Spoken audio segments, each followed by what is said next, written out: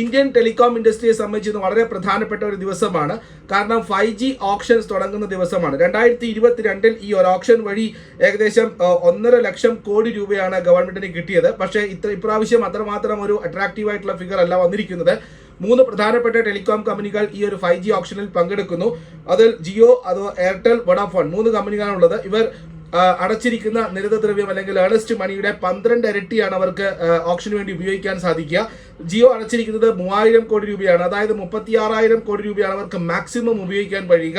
അതുപോലെ തന്നെ എയർടെൽ 1050 കോടി രൂപയാണ് അടച്ചിരിക്കുന്നത്. വോഡാഫോൺ 300 കോടി രൂപയാണ് അടച്ചിരിക്കുന്നത്. അപ്പോൾ മാക്സിമം ഒരു 10,000-നും 15,000-നും ഇടയിലുള്ള പണമായിരിക്കും ഓപ്ഷന് വേണ്ടി കമ്പനികൾ ഉപയോഗിക്കാൻ സാധ്യത.